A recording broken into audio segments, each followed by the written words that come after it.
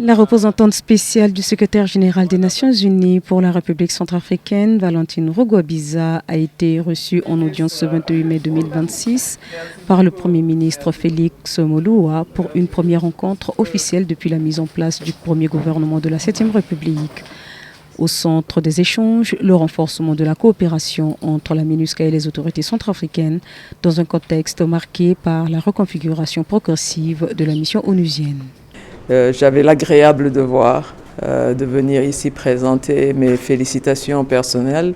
au Premier ministre et celle de la mission, celle des Nations Unies, de la famille des Nations Unies, au Premier ministre et à son gouvernement, et lui redire notre entière disponibilité à continuer cette coopération qui a été une excellente coopération en tenant compte du nouveau contexte actuel, cette coopération sur les priorités que sont les priorités du gouvernement,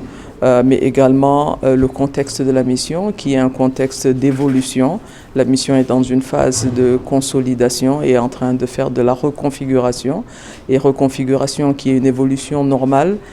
qui reflète les succès, il faut le dire, les succès et les résultats qui ont été accomplis. J'ai également saisi l'opportunité de cette rencontre, cette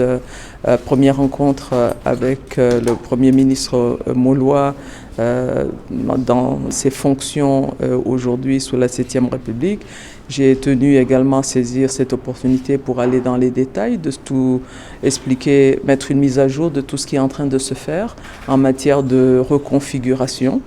Et la reconfiguration doit aussi elle-même, la reconfiguration de la mission doit aussi contribuer au renforcement des capacités nationales, au renforcement de l'extension de l'autorité de l'État. Valentine Rugwabiza a affirmé que la MINUSCA va procéder à la rétrocession de 7 bases militaires de la force de la mission au gouvernement centrafricain afin de renforcer les capacités nationales et l'autorité de l'État sur le territoire.